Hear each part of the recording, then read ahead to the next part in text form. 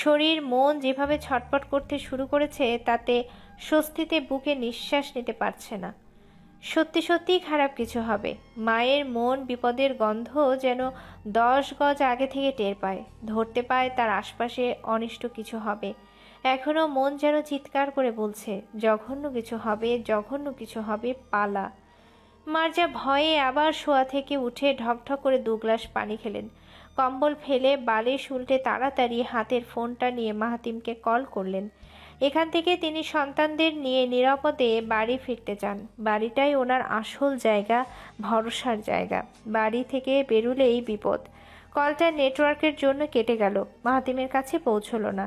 তিনি ফোন ফেলে পাগলের মতো রুমে পায়চারি শুরু করলেন। পায়ের গিঁটগুলো অবশ হয়ে এলেও পায়চারি থামালেন না। থাই জানালার বাইরে গুমোট আকাশের বর্ষণ দেখে ভীত মুখটা সেদিকে তাক করলেন। থুতনিটা মৃদু মৃদু কাঁপতেই চোখ ফেটে অশ্রু বেরিয়ে এলো। তিনি বিড়বিড় করে আকাশের দিকে ব্যর্থ অন্তরের ব্যাকুল ভারে বলতে লাগলেন, আমি আর সহ্য করতে পারি না গো মাহবুব, এ কি যন্ত্রণায় পড়েছি। কেউ আমার কথা বিশ্বাস করবে না, কেউ বুঝবে না আমি কেমন চিন্তায় মরে যাচ্ছি। এই প্রথম বাড়ি থেকে বের হয়ে স্বস্তি পাচ্ছি না। কি ভয়াবহ বিপদের ঠাওর হচ্ছে সেটা যদি কাউকে বলতে পারতাম। ফিরোজা রঙের সাদা পেরে ওড়নায় চোখ মুছলেন মার্জা। ফোনটা নিয়ে আবার তিনি মাহাতিমের ফোনে কল দিলেন। ইচ্ছে ছিল মেহনুরের সাথে কথা বলে মন হালকা করবেন। তার বিশ্বাস মেহনুর তার কথা হাওয়ায় উড়াবে না, শুনবে। একে একে নিরর্থক কলগুলো দিলেন ঠিকই, কিন্তু নক্ষত্রবাড়ি রিসর্টের সীমানায় সেগুলোর একটাও পৌঁছল না। বৈরী আবহাওয়ার সল্লাস ধ্বনিটা শাঁসা করে শোনা যাচ্ছে। প্রবল বৃষ্টির ঝড়ো হাওয়া যেন উদ্যমী হয়ে লম্বা লম্বা গাছগুলোকে মাটিতে ঝুঁকাতে যাচ্ছে। এতক্ষণ কেবল বৃষ্টির উত্তালটা বহাল ছিল, এখন এর সঙ্গে দ্বিগুণ উৎসাহে যুক্ত হয়েছে ঝড়ো হাওয়াটা। মাহাতিম চরম আশ্চর্য হয়ে মেহনুরের কথা মতোই বিছানায় উঠে বসল। মুখোমুখি হয়ে বসতেই কোনো প্রকার জড়তা ছাড়া মাহাতিমের বাঁ হাতটা ধরল মেহনুর। ফোলা পেশির শক্ত হাতটা ধরতেই নিঃশ্বাস ভারী হয়ে এলো। নিঃশ্বাসের অদম্য অবস্থাকে প্রকাশ না করে ভেজা গেটটা খুলে প্যাঁচানো কাপড় সরিয়ে আনলো মেহনুর। ক্ষতটা এক পর্যায়ে 2 চোখের সামনে উন্মুক্ত হলে তৎক্ষণাৎ চোখ খিচ মেরে আবার ধীর গতিতে চোখ খুলল। মাহাতিম সবই চুপচাপ ভঙ্গিতে দেখে যাচ্ছিল। ঠোঁটে সহজাত শান্ত হাসি ঝুলছে তার। রক্তমাখা ভেজা তুলাগুলো তুলতে তুলতেই বেহব্বল কণ্ঠে বলল মেহনুর, খুব ব্যথা করছে যদি। মাহাতিম মৃদু হাসি দিয়ে মেহনুরকে একটু খোঁচা মেরে বলল, করলেও তো তোমার এতে যায় আসে না। হাত থামতে গেলেও থামল না মেহনুর। কিছু না শোনার ভঙ্গিতে কাজ সারতেই কিছুক্ষণ নীরব থেকে বলল, বলি যায় আসে। চোখে বিস্ময় ফুটিয়ে অবাক হলো মাহাতিম। তৎক্ষণাৎ তর্জনী দিয়ে মেহনুরের থুতনি উঁচিয়ে ফেলল। সরল দৃষ্টির মাঝে তার অস্থির চাহনিটুকু মিলিয়ে দিয়ে চঞ্চল সুরে বলল, কিসে যায় আসে তোমার? কিচ্ছুতে যায় আসে না। আবার শরীরের কাঁটা ছেঁড়া দেখে কাঁদো কাঁদো মুখে তাকাও, অথচ জায়গা মতো ছুরি তো তুমিই ঢুকিয়েছ। থুতনিটা তাচ্ছিল্যের সাথে সরিয়ে দিয়ে কম্বল টেনে শুল মাহাতিম। বিছানার ডান দিকে ওপাশ ফিরে চোখ বন্ধ করে মেহনুরকে সম্পূর্ণ অবজ্ঞা করল। সমস্ত আয়োজন, সমস্ত চিন্তাভাবনা, সমস্ত জল্পনা কল্পনা নস্যাৎ করে দিল ওর। হাতের মুঠোয় ভেজা ব্যান্ডেজের তুলোর দিকে দৃষ্টি দিল মেহনুর। আবার দৃষ্টি ফিরিয়ে মাহাতিমের দিকে তাকালো। আজ এতটাই অবজ্ঞার দুয়ারে ঠেলে দিল যে মাহাতিম ওর দিকে পিঠ দিয়ে শুয়েছে। মেহনুর মুঠো ভর্তি তুলোগুলো রুমের বিনে ফেলে লাইট নিভিয়ে বিছানায় ফিরল। কম্বলটা গায়ে টানতে মাহাতিমের পিঠের দিকে মুখ করে শুলো। হাতটা একটু ঊর্ধ্বে উঁচিয়ে জানালার একটা দ্বার কিঞ্চিত ঠেলে দিল। চাপ পেয়ে জানালাটা ক্যাচ করে খানিকটা খুলে গিয়ে সরু এক ফালি আলো ঢুকলো। আলোটা দুজনের মধ্যবর্তী দূরত্বের উপর তেরছা হয়ে পড়েছে। ফাঁকা পেয়ে প্রকৃতির উদ্দাম হাওয়াও শান বাজিয়ে ঢুকছে। মেহনুর বালিশে গাল রেখে গালের নিচে বাঁ হাতে তালু রেখে সুঠাম পিঠটার দিকে তাকালো। বিছানা ছুঁয়ে ছুঁয়ে ডান হাতটা বাড়িয়ে দিতেই আবার পূর্বের জায়গায় ফিরিয়ে আনলো। সাহস হচ্ছে না বুকে। যদি মাহাতিম খেপে ওঠে? চোখ বন্ধ করে ডান হাতটা মুষ্টি করল মেহনুর। ঘুমের জন্য বৃথা চেষ্টা সেরে ফের ডান হাতটা বাড়িয়ে দিল। এক বুক ভয়, একটু আশা, খানিকটা অনুশোচনা নিয়ে বিছানা থেকে শূন্যে উঠে পিঠের উপর হাত রাখল মেহনুর। আজ একটু অস্বাভাবিকভাবে হৃদকম্পন হচ্ছে না, দুর্বল লাগছে না, কুণ্ঠা হচ্ছে না। মেহনুর অদ্ভুত ভালো লাগায় পিঠ ছুঁয়ে হাতটা কাঁধে রাখলো। কম্বলটার সাথে সাথে নড়ে চড়ে উঠতেই অভিযোগী মুখটা কাঁধের কাছে এনে অপ্রসন্ন গলায় বলল, কি চাই? মেহনুর ফিস ফিস সুরে হাসি আটকাতে যেয়ে হঠাৎ খিলখিল করে হেসে উঠল। এদিকে হাসির দশা দেখে মাতিমের রাগ যেন আরও তুঙ্গে। কাঁধ থেকে মেহনুরের হাতটা ঝটকা মেরে ওর দিকে ফিরল সে। ভ্রু কুচকে রাগ দেখিয়ে দাঁত খেঁচিয়ে বলল, হাসিটা কোনো রকমে চেপে দুইবারে সে দূরত্বটুকু খতম করলো মেহনুর।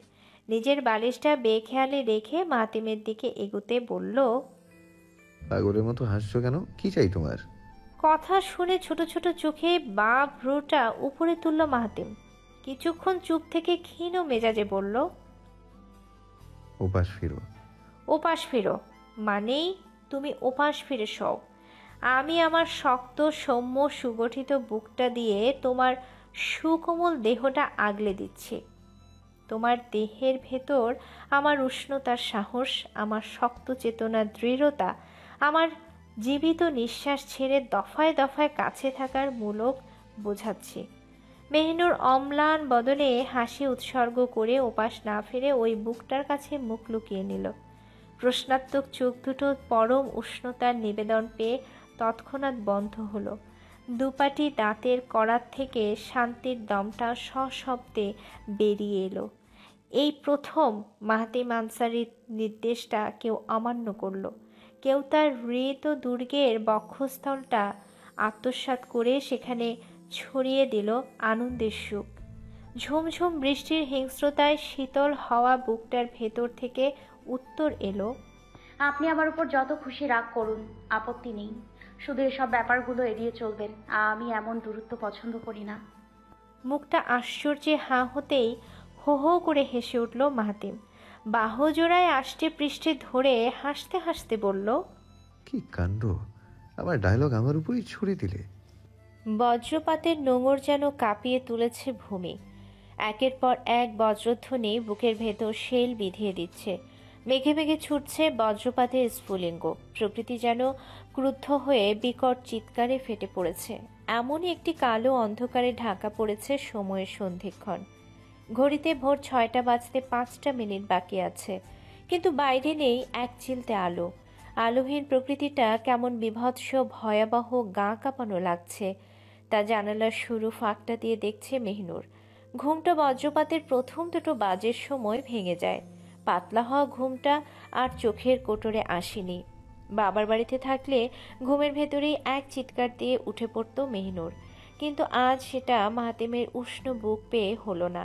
গুটিসুটি পাকিয়ে কচ্ছপের শক্ত খোলসের মতো উন্মুক্ত বুকটার মধ্যে নিজেকে গুটিয়ে নিয়েছিল তখন। মনের অস্থিরতা একটু স্বাভাবিক হলে হাত জোড়া আলগা করে মুখটা উপরে তুলল মেহনুর। না, মানুষটা এখনো ঘুমে মগ্ন। তাকিয়ে থাকতে হঠাৎ ঠোঁট প্রসার করে মুচকি হাসল মেহনুর। ঘুমন্ত মুখটাকে আরো কাছ থেকে আরো নিবিড়ভাবে দেখার জন্য বালিশে মাথা উঠিয়ে রাখল।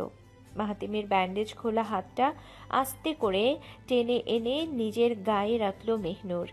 কম্বলটা টেনে নিয়ে মাহাতিমের পিঠের দিকটা ঢেকে দিল। ক্লিন শেভের পরিষ্কার গালটায় দাড়ি নেই। প্রতিদিন ক্লিন শেভ করাটা তার প্রফেশনাল কর্মের বৈশিষ্ট্য। ভোরবেলায় ওঠাটা তার নিত্যদিনের শিডিউল। আজই একটু চোখ বুজে শান্তির তন্দ্রায় ডুবে আছে। সেই পরিষ্কার গালটার প্রতি ক্ষুদ্র লোভ কাজ করল মেহনুরের। এই বৃষ্টি মুখর নিরিবিলি মুহূর্তে লোভটা যেন দেহ মনে চঞ্চলতা বাড়িয়ে দিল। মাহাতিমের তন্দ্রাচ্ছন্নের সুযোগ নিয়ে একটুখানি ছুঁয়ে দেওয়ার বাসনায় ডান হাতের আঙ্গুলগুলো অগ্রসর করল মেহনুর। ঈষৎ কাঁপা কাঁপা আঙ্গুলগুলো গালের পরিখায় রাখতেই পায়ের নখ থেকে মাথার চুল পর্যন্ত শিউরে উঠল তার। চোখ বন্ধ করে অন্তঃস্থলের অস্বাভাবিকতা প্রশমন করতে গিয়ে ছোট্ট ঢোক গিলল। আমার ঘুম কিন্তু তোমার চেয়েও পাতলা মেহনুর। চকিত ভঙ্গিতে চোখ খুলে লজ্জায় হাত সরাতে নিল মেহনুর। গাল থেকে যখনই হাত উঠাতে নিল তখনই মাহাতিমের বলযুক্ত হাতের কঠিন থাবা এসে মেহনুরের হাতটা আগের জায়গায় চেপে ধরল। এবার তন্দ্রাচ্ছন্ন অভিনয় ছেড়ে স্বাভাবিক এবং ঘুমহীন চোখে তাকালো মাহাতিম।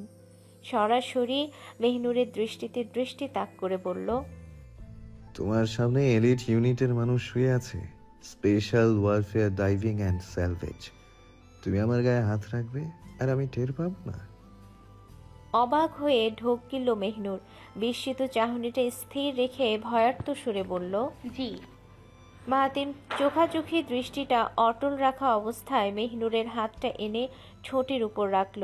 হাতটায় গাঢ় করে ঠোঁট যুগলের অদৃশ্য শিলমোহর ছাপিয়ে দিতেই ধীরাজ কণ্ঠে বলল, তুমি কি আমাকে এখন পুরোপুরি বিশ্বাস করতে পারো? আমাকে নিয়ে কোনো সন্দেহ বা শঙ্কা অভিযোগ কি করে? কিছুক্ষণ চুপ থেকে মাহাতিমের হাতের বলয় থেকে ইচ্ছে করে হাত সরালো মেহনুর।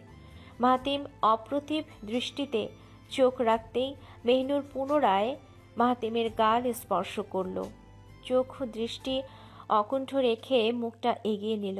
বুকের অকুল চিন্তার নিঃশ্বাসটা শব্দ করে হাসিতে বলতে লাগলো, আপনি কি জানেন আমি যে নিজেকে পছন্দ করি না? আমার স্বভাব চরিত্র নিয়ে এত গালমন্দ শুনেছি যে এখন নিজের প্রতি এখন ধিক্কার আসে। কেউ যদি বলে তুমি এটা পারবে না, তখন আমিও মনে মনে বিশ্বাস করে ফেলি আমি সত্যি ওটা পারবো না। কোনোদিন কারো কথার খেলাফ করিনি। প্রতিবাদ করা আমার ভালো লাগে না। আপন মানুষদের কথায় কিসের প্রতিবাদ করব বলুন? তাদের প্রতিবাদ করলে যে নিজের কপালই দুঃখ জোটে। তবুও সত্য হলো আমার জীবনটায় 18টা বছর হলেও আমার জীবনে 18টা মানুষ নেই। আমি লেখাপড়া শেখা এক মূর্খ যে কিনা গুছিয়ে কথা বলতে জানে না। সবাই আমাকে নিয়ে নাক ছিটকায়। কারো কারো কাছে আমি বিরক্তিকর মানুষ। জানেন, আমি চুপ থাকলেও সব বুঝি। কোনো মেয়ে যদি বাচাল হয় তাহলেও সমস্যা, কম কথা বললেও সমস্যা, স্বাভাবিক থাকলেও কোনো না কোনো সমস্যা তাকে ধরবেই। দিন শেষে একটা মেয়ের বিরুদ্ধে আরেকটা মেয়ে আঙুল তুলে কথা বলে। পুরুষের চোখ যদি সুচালো হয় তাহলে মহিলাদের ঠোঁট ছুরির মতো ধারালো। হয়তো আমার ঠোঁট ধারালো নেই বলে আমি সকলের কাছে অযোগ্য। আর আপনি একটা অযোগ্যকেই বিয়ে করেছেন। আমার মতো কুৎসা শোনা মেয়ের প্রতি তো। তীব্র ঝাঁকুনি খেয়ে কথা বন্ধ হয়ে গেল কণ্ঠটার। ভূকম্পনের মতো পুরো শরীর কেঁপে উঠতে নিঃশ্বাস যেন কুণ্ডুলি পাকিয়ে গলায় বিঁধল। এক ফোঁটা নিঃশ্বাসের জন্য দু হাতের মুঠোতে চাদরটা মুচড়ে এলো। গলা, মাথা, কপাল যেন ঘেমে ওঠার মতো অবস্থা। দম বন্ধ হওয়ার অসহন যন্ত্রণায় শিউরে উঠতেই হঠাৎ গম্ভীর গমগমে সুরটা চাপা ক্ষোভের সঙ্গে ছিটকে এলো। ঠিক এভাবেই দম বন্ধ করে মেরে ফেলবো। একদম নিঃশ্বাস নিতে দেব না। ঠিক 43 মিনিটের ভেতর তোমার নিঃশ্বাস ফুরিয়ে যাবে। তুমি আমার সামনে করে স্পর্ধায় এ ধরনের কথা বলার সাহস দেখাও। তুমি কি আমাকে ভয় পাও না? আমার অবস্থা কি হবে ভেবেছো? অস্থির অবস্থায় উত্তেজিত হয়েছিল মেহনুর। মাহাতিমের কথা শুনে সেই অবস্থা থেকে একদম পরিশ্রান্ত হয়ে গেল। নিঃশ্বাসের জন্য আরেকবার মুখ উঁচাতেই প্রশিক্ষণ সম্পন্ন হাতের থাবাটা ঢিলা করল মাহাতিম। ছাড়া পেয়ে মুখ হাঁ করতেই চোখ খিচুনি দিয়ে লম্বা নির্মল শ্বাস টানল। ঢোক গিলে গলাটা ভিজিয়ে চোখ খুলে তাকালো মেহনুর। বিশাল দেহের শক্তপোক্ত শরীরটা এখন তার দেহের উপর ঝুঁকে আছে। তার তীক্ষ্ণ দৃষ্টির প্রতি একটুও ভয় নয়, কিঞ্চিত হাসি দিয়ে বলল, পেতাম সেই ভয়টা আপনিই দূর করে দিয়েছেন। এর জন্য কেবল আপনিই দায়ী। মাহাতিম এখনো গম্ভীর, মুখে ছোট্ট কথা অবধি নেই। একটু থেমে পুনরায় হেসে বলল মেহনুর, আপনি আমাকে কোনোদিন মারবেন না। যদি মেরেও ফেলেন তাতে আমার আফসোস। মুখ থেকে কথা লোপাট করল মাহাতিম। তেজপূর্ণ কণ্ঠে দৃঢ়তার সাথে বলল, আমার অবস্থায় বেহাল হয়ে যাবে। আমি থাকতে পারবো না। গুরুম গুরুম করে আকাশ ডেকে উঠল। বৃষ্টির সাথে এক ঝাঁক দমকা হাওয়া ঢুকে পড়ল নীরব রুমে। ঠান্ডার প্রখরতাকে জানান দিয়ে ফর্সা হতে লাগলো ঘুটঘুটে কালো আকাশটা। মাহাতিম ভারী নিঃশ্বাস ছেড়ে মুখটা নিচে নামাতে লাগলো। তখন একটা হাত দিয়ে আদর করে ধরল মেহনুরের গালের আস্তরণ। স্বেচ্ছায় আঁখি পড়ল বন্ধ করল মেহনুর। নিজের উৎসুক হৃদয়কে সম্মুখে বাড়িয়ে দিয়ে স্বল্প সময়ের উষ্ণতার জন্য উন্মুখ হলো। কিছুক্ষণ পরে দু চোখের পাতায় উন্মাদের মতো অধর কার্যের প্রগাঢ় চাপ অনুভব করল মেহনুর। বন্ধুর বাড়িতে উঠে দারুণ যন্ত্রণার শিকার হয়েছে শামেক। এখানে হুট করেই পানির মোটরটা নষ্ট হয়ে সবাইকে কঠিন ভোগান্তিতে ফেলেছে। শহরে বিদ্যুৎ, পানি, গ্যাস তিনটির জন্য হাহাকার অবস্থা থাকে। গ্রামে এসব না থাকলেও বিকল্প এবং আদিযুগের ঐতিহ্য রীতিতে দিব্যি কেটে চলে। নাওয়া নেই সেই গতকাল থেকে। হাত মুখ ধোয়ার জন্য প্লাস্টিক বালতিতে বৃষ্টির জমা করা পানি দিয়ে কাজ চালিয়েছে। সবচেয়ে বেশি গোমরা হয়ে আছে রজনী। একটু পরপর কঠিন গলায় স্বামীকে এসপার ওসপার করে ধুয়ে দিচ্ছে। গলা তেজ শুনে দুঠোঁট চেপে হাসছে মাহদি। রজনী যেই চোখ পাকিয়ে তাকায় অমনি নাদান বাচ্চার মতো আমি ফিডার খাবো ভঙ্গিতে মার্জার দিকে তাকায়। মার্জার অস্থির বিপন্ন মন আরও বিপর্যস্ত হয়ে কঠিন ধমক লাগায়। মায়ের বকুনি খেয়ে এবার উদাস হয়ে যায় মাহদি। সবার বকাবকি ইচ্ছে মতো শুনতে পারবে মাহদি, শুধু মা আর ভাইয়ের বকা শুনলে নেতিয়ে যায়। যেই বাসায় ওরা অতিথি হিসেবে আশ্রয় নিয়েছে সেখানে খেলনা তো নেই, উল্টো খেলার সঙ্গীও নেই। ফারিন যা একটু সঙ্গ দিত, এখন সে দরজা আটকে প্রীতির সাথে চুটিয়ে ঘুম দিচ্ছে। ট্যুরের উছিলায় কেউ গেমসের খেলার জন্য মাহদিকে ফোন দিচ্ছে না। বারান্দায় গিয়ে গ্রিল ধরে বাইরে তাকালো মাহদি। থুতনিটায় গ্রিলের উপর বসিয়ে ভাই আর ভাবিকে মিস করছিল সে। তারা দুজন মানুষ যতই তাকে বকা দিক, দিন শেষে কখনো তাকে একা ফেলে যায়নি। মাহাতিম যতই ব্যস্ত ব্যক্তিসম্পন্ন কর্মকর্তা হোক, একবার বাড়ি ফিরলে সেই সব কষ্টের দিনগুলো একদম ভুলিয়ে দিয়ে যায়। মেহনুর কোনোদিন মাহদিকে না খাইয়ে নিজে খেয়েছে বলে এখনো মনে করতে পারে না মাহদি। মেহনুরকে যত খুশি তত বউ বউ করে ডাকে। এতে একটুও বিরক্ত হয় না মেহনুর, উল্টো হাসি দিয়ে পিঠে একটা আদুরে চাপড় মারে। হতাশার নিঃশ্বাস ফেলে ঘোলাটে আকাশে তাকিয়ে বিড়বিড় করে বলল সে, তুমি তাড়াতাড়ি চলে এসো ভাইয়া, আমার কিছুতেই মন টিকছে না, জলদি আসো। চোখ বন্ধ করে 2 মিনিট শান্ত থাকলো মাহদি। ঝমঝম বৃষ্টির আওয়াজটা নীরবে অনুভব করলো। ডান পায়ের বৃদ্ধাঙ্গুল দিয়ে ভেজা টাইলসের উপর আনমনে এঁকে বেঁকে চিত্র কষতে লাগলো। চোখ খুলে ডান পা দিয়ে একই কাজ করতে করতে গ্রিলের ফাঁক দিয়ে নিচে তাকালো মাহদি। হঠাৎ একটা দৃশ্য দেখে ডান পা থামিয়ে সেটা আরও মনোযোগ দিয়ে দেখতে লাগলো। দারোয়ানের বাথরুম থেকে টিনের দরজাটা একটু ফাঁক করে উকি দিয়ে আছে সিয়াম। মাথাটা উকি দেওয়ার পাশাপাশি ডান হাতে সবুজ বদনাও দেখা যাচ্ছে। চাল ধোয়া পানিটা যেন বদনায় না পড়ুক তার জন্য হাতটা টান টান করে বাইরে এগিয়ে ধরেছে। বৃষ্টির পানি দিয়ে বদনা ভর্তি, হো হো করে গলা ফাটিয়ে হেসে দিল মাহদি। তার হাসি এখন দেখে কে? বাথরুমে গিয়েও বেচারা আধা কাজ শেষ করে বদনা ভর্তি করে নেমেছে। মাহদি হাসতে হাসতে গ্রিল ছুঁয়ে ছুঁয়ে ফ্লোরে ধপাস করে বসে পড়ল।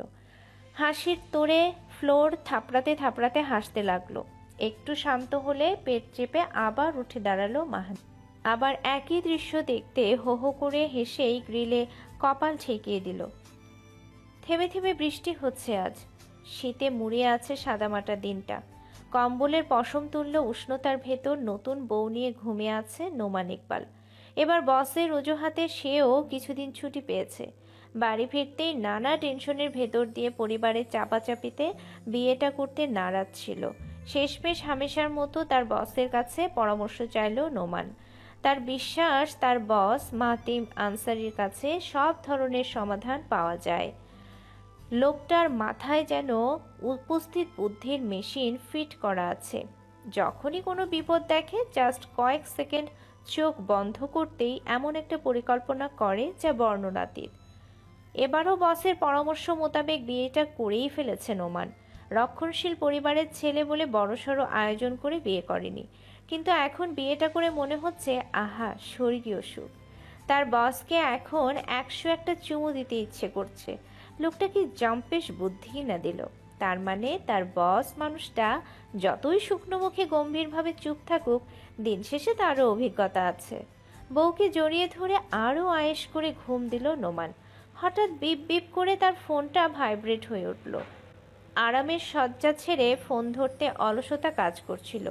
একটানা 5টা ভাইব্রেট কল কেটে যেতে 6ষ্ঠ নাম্বারের সময় বউয়ের ঠেলা খেয়ে উঠল নোমান। কলটা ঘুম ঘুম চোখে না দেখে রিসিভ করলো। মুখ ভর্তি গালি থেকে এক প্রস্থ গালি ছুঁড়ে বলল, ওই হালা, কে রে তুই? এমন বেটাইমে কল দিলি কোন কলিজা দিয়ে? ওপাশ থেকে চিবিয়ে চিবিয়ে বলল কেউ। তোমার কলিজা আমি পাড়া দিয়ে ধরবো নোমান। স্ক্রিনে চোখ লাগিয়ে দেখো কে আমি।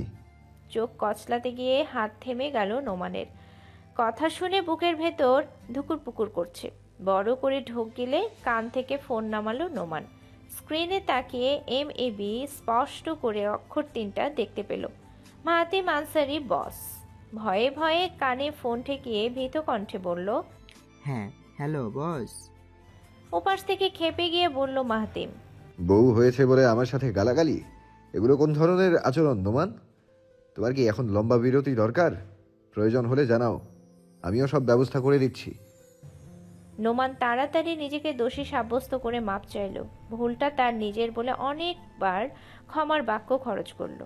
মাহাতিম এখন ঘ্যানঘ্যানানি শোনার মানসিকতায় নেই বলে সংক্ষেপে তার জন্য একটা গাড়ি পাঠানোর কথা বলল। নোমান যথা আজ্ঞার মতো নির্দিষ্ট ঠিকানায় গাড়ি পাঠানোর ব্যবস্থা করে জিপটা তদারকির জন্য নিজে রওনা দিল। সূত্র মোতাবেক নক্ষত্রবাড়ি রিসর্টে পৌঁছলো একটা গাড়ি। জিপটা কর্তৃপক্ষের কাছে রেখে নোমানের ব্যাপারটা বুঝিয়ে দিল মাহাতিম। আগত গাড়িটায় চড়ে বৃষ্টির মধ্যে স্বামীকের বন্ধুর বাসার দিকে রওনা দিল সে। মেহনুর জানালার কাঁচ নামিয়ে হাত বাড়িয়ে বৃষ্টি উপভোগ করছে। মুখের উপর বৃষ্টির ছাট খেয়ে থেমে থেমে হাসছে। পলকে পলকে নজর দিচ্ছে মাহাতিমের বিচক্ষণ চোখ। এতদিন পর ফ্যাকাশে বিষণ্ণ চেহারায় হাসির নীলিমা ফুটেছে। হাসির উচ্ছলতায় প্রাণবন্ত সুমিষ্ট মুখটায় মায়া ছাপিয়ে দিয়েছে। ভেতরের গুমোট শক্ত আবরণটা নিঃশ্বাস হয়ে গোছানো নরম মনোচিত্তে ফিরিয়ে নিয়েছে। একদিকে যেমন মেহনুরের সাথে সম্পর্কটা সহজ করে এনেছে, তেমনি মেহনুরের অন্তর থেকে জানতে পেরেছে কঠিন সত্য। শোনার পর মাহাতিম যেন স্তব্ধ হয়ে গিয়েছিল। পরের বাক্যগুলো কিচ্ছু শুনতে পায়নি সে। স্টিয়ারিং চেপে এক পলকের জন্য বামে তাকালো মাহাতিম। মুখটা ড্রাইভে ফিরিয়ে এনে শান্ত গলায় জিজ্ঞেস করলো, মেহনুর, যদি তোমার দাদাভাই আমাকে বিয়ের ব্যাপারে না করে দিত, তখন কি তুমি আমায় ফিরিয়ে দিতে? এমন অদ্ভুত কথা শুনে ঠোঁট থেকে হাসি মিলিয়ে গেল। জানালা থেকে মুখ ঘুরিয়ে ডানে তাকাতেই মাহাতিমের দিকে তাকালো। হতভম্ব দৃষ্টিতে বলল, আপনি কেমন প্রশ্ন করলেন? মাহাতিম তাড়া দিয়ে বলল, উত্তরটা শুনতে তো দোষ নেই। তাছাড়া এখন তুমি আমার বউ। তোমার দাদা হাজারবার মাথায় ঢুকলেও তো তোমাকে ফিরিয়ে দেবো না। মেহনুর এমন অপ্রস্তুত প্রশ্ন শুনে অনেক সময় যাবৎ কথা বলল না। জানালার কাঁচটাও উঠিয়ে দিল সে। ভেজা হাতটা আঁচলে মুছতে মুছতে তার ঠোঁটের হাসিটুকু যেন ছিনিয়ে ফেলল কেউ। মেহনুর দীর্ঘক্ষণ যাবৎ মৌন পালন করে নির্লিপ্ত সুরে বলল, আপনাকে ফিরিয়ে দিতাম। বিকট আওয়াজে চলন্ত গাড়িটা জোরালোভাবে থেমে গেল। হুট করে এরকম ব্রেক কষাতে পেছন থেকে অন্য একটা গাড়ি পাশ কেটে যেতে যেতে খান পোলা চোখ কি আকাশে তুইলা চালাস বলে জঘন্য একটা গালি দিল। মাহাতিম গালিটা শুনল কিনা ঠাউর করতে গেল না। দু হাত দিয়ে স্টিয়ারিংটা শক্ত করে ধরে আছে সে। চোখ দুটো বন্ধ, দৃষ্টি নিচের দিকে ঝুঁকানো তার। সিট বেল্ট বাঁধার সুবিধায় কোনো রকম ক্ষতি বা ব্যথা পায়নি মেহনুর, কিন্তু ভয়ের যে গলাটা চোখের সম্মুখে দেহের রন্ধ্রে রন্ধ্রে টের পেল সেটা বিভৎস। ফোন বাজার আওয়াজে সম্বিত ফিরে পেয়ে পকেট থেকে ফোন বের করলো মাহাতিম। চোখ দুটো তখনও নিদারুণ যন্ত্রণায় বন্ধ। কলটা আন্দাজ মতো রিসিভ করে কানে চাপলো মাহাতিম। ওপাশ থেকে অত্যন্ত চিন্তিত এবং অস্থির গলায় বলল, hello Ansari sir, please kindly আমার কথাটা শুনুন। আপনাকে ওরা ট্র্যাক করার ফাঁদ করে ফেলেছে, আপনি অ্যালার্ট থাকুন। দে আর ভেরি ডেঞ্জারাস স্যার। ওরা সংখ্যায় কতজন আপনার পেছনে লেগে আছে আমরা কেউই ইনফরমেশন পাচ্ছি না। আপনাকে যেখানেই পাবে সেখানেই ওরা মার্ডার করে ফেলবে স্যার। নিজের মৃত্যুর পরোয়ানা শুনেও উত্তেজিত হলো না। যে কোনো সময় হানা দেবে দস্যুর মতো জানোয়াররা। কি করে এমন তুমুল বৃষ্টির ভেতর তাদের সামাল দেবে সেটা নিয়ে ছক কষানো প্রচুর হিসেবি কাজ। এবার সে একা নয় মোটেই, সঙ্গে যে বসে আছে তাকে নিয়েই সমস্ত চিন্তা জেঁকে আছে। স্টিয়ারিংয়ে দু হাত চেপে স্থির দৃষ্টিতে সামনে তাকিয়ে আছে মাহাতিম আনসারি। তার ক্লান্তিকর মাথাটা কোনোভাবেই এমন পরিস্থিতিতে ঝিমিয়ে পড়লে চলবে না। শান্তভাবে পুরো খেলাটাই তাকে ঘুরিয়ে দিতে হবে। বাইরে বৃষ্টি, রাস্তাঘাট জনশূন্য, বৈরী আবহাওয়ার অজুহাতে গাড়ি চলাচল নগণ্য। স্টিয়ারিং থেকে হাত নামিয়ে মুখটা এবার বামে ঘোরালো সে। দৃষ্টিটা তীক্ষ্ণ করে ঠান্ডা কণ্ঠে বলল, আমাকে যেতে হবে মেহনুর। আমি কখন ফিরবো জানি না। তোমাকে রিসোর্টে রেখে আসছি, কোনো ভয় নেই। স্বামী এসে তোমাকে রিসোর্ট থেকে নিয়ে যাবে। খটকা লাগলো বুকে। এমন ঝুম বৃষ্টির ভেতর মাঝ রাস্তায় থেমে কোথায় যেতে চাইছে? না, মন কিছুতেই মানছে না। মেহনুর কিছুটা নাছোড়বান্দার মতো বলল, আমি যাব না। আপনি কোথায় যাবেন? অন্য সময় হলে উত্তর পেয়ে খুশি হতো মাহাতিম, কিন্তু আজ খুশির বদলে রাগের আক্রোশটা হামলে পড়ে মনে। মুখটা কঠোর করে বলে, প্লিজ আমার কথাটা চুপচাপ শোনো। একটু পরেই স্বামী এসে তোমাকে মায়ের কাছে নিয়ে যাবে, কোনো টেনশন নেই। উল্টো আমার সাথে থাকলেই বিপদ। আমি কাজটা শেষ করেই ফিরবো। শেষোক্ত বাক্য শুনে আর স্থির থাকে না মেহনুর। মনের ঝলমল উঠোনটায় হিংস্র পশুর মতো দাপাদাপি করে বেড়াচ্ছে ভয়। গা কাটা দিচ্ছে ক্ষণে ক্ষণে। মেহনুরের ভীতিগ্রস্ত মুখ দেখে নিজের কঠোর রূপটা গলিয়ে নিল মাহাতিম। কণ্ঠ আদ্রের মতো কোমল করে বলল, তুমি কখনো আমার অবাধ্যতা করনি, তো আজ কেন করছো মেহনুর? প্রশ্নের প্রেক্ষিতে চুপ রইল মেহনুর। এটা সত্যি যে এখন পর্যন্ত সে কোনো কথায় অবাধ্যতা করেনি। মাহাতিম যখন যেভাবে বলেছে মেহনুর চোখ বন্ধ করে সেগুলো বিশ্বাস করে পালন করেছে। মেহনুরের নীরবতা দেখে মুখ ঘোরালো মাহাতিম। হাতের ব্ল্যাক ডায়ালের ব্রাউন ঘড়িতে চোখ রেখে সময়ের অঙ্কটা আবারও সচল মস্তিষ্কে হিসাব করে নিল। ঘড়ি থেকে মুখ তুলে সামনে তাকাতেই গাড়িটা রিভার্স করে ঘোরাতে চলল। স্থির গাড়িটা যখন ডানে টার্ন করে রিভার্স হচ্ছিল তখনই মেহনুর অস্থির হয়ে চিন্তিত দৃষ্টিতে দুহাতে মাতিমের বাহুটা জড়িয়ে ধরল। সাদা শার্টের স্লিপটার নিচে নতুন ব্যান্ডেজের আস্তরণ থাকলেও মেহনুর এখন সেই হুঁশ নেই।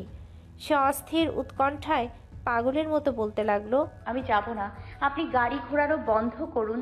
আমি যাব না বলেছি। আপনি জোর করছেন কেন? রিভার্স করতে গিয়েও বিরাট বাধা খেল মাহাতিম। শান্ত স্বভাবের মেহনুরকে বেশিরভাগ সময়ই নীরব থাকতে দেখেছে। দেখতে দেখতে একটা অভ্যাসও হয়ে গেছে যে মেহনুর তাকে নিয়ে কোনোদিনও মনের সূক্ষ্ম অবস্থা প্রকাশ করবে না। কিন্তু আজ একই দেখছে, তার সৌম্য বাহুটা খামচে ধরে বাধা দিচ্ছে। মাহাতিম ধীরে সুস্থে গাড়িটা আকস্মিক দুর্ঘটনা থেকে বাঁচানোর জন্য নিরাপদ সাইডে পার্ক করলো। লতার মতো জড়িয়ে ধরা বাহুটাকে মেহনুরের কবল থেকে না ছাড়িয়ে উল্টো তার গালটা ডান হাতে ছুঁল। স্বাভাবিক ভঙ্গিতে আশ্বস্ত সুরে বলল, আমার কিচ্ছু হবে না মেহনুর, প্লিজ। লক্ষ্মী মেয়ের মতো আমার কথাটা শোনো। তুমি রিসর্টে থাকো, আমি কাজটা শেষ করেই আসছি, দেরি করব না। ভয় জড়ানো চোখে ঢোক গেল মেহনুর।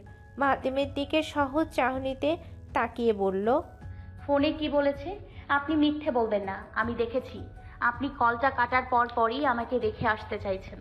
মাহাতিম স্বগতোক্তির মতো করে বলল, ওসব দিয়ে তোমার কাজ নেই। তুমি রিসর্টে যাচ্ছ, এটাই ফাইনাল। আর একটা বাড়তি কথা বলবে না। কথার পিঠে কথা বাড়ালো না মাহাতিম। চুপচাপ অন্য হাতে গাড়িতে স্টার্ট দিয়ে ফেলল। মেহনুর বাহুটা ছেড়ে দিয়ে অমত ভঙ্গিতে নির্জীব চাহনিতে বলল, আপনি আমাকে এখানেই ফেলে দিন। আমি নিজ দায়িত্বে রিসর্টে যেতে পারবো। আমার জন্য আপনার গাড়ি ঘুরিয়ে পেট্রোল খরচ করে রিসর্টে ফিরতে হবে না। গম্ভীর নীরব মুখটা নিমিষের ভেতর আরও গম্ভীরতায় মিলিয়ে উঠল। গাড়ি স্টার্ট দিল ঠিকই, কিন্তু সেটা রিভার্স সিস্টেমে না নিয়ে সোজা পথে চালাতে লাগলো। নিস্তেজ অবসন্ন ভঙ্গিতে সিটে বসলেও মেহনুরের ততস্থ মন মাহাতিমের উপর পড়ে রইল।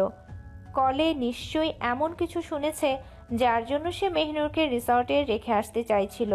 মেহনুর কারণটা জানার জন্য হালকা একটু কেশে নিজের জড়তা কাটিয়ে বলল, আপনাকে কলে কি বলেছে? কেন আপনি রিসর্টে রেখে আসতে চাইলেন?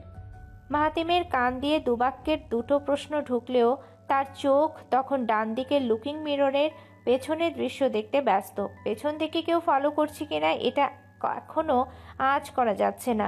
লুকিং মিরর থেকে চোখ সরিয়ে ফের সামনের দিকে তাকালো মাহাতিম।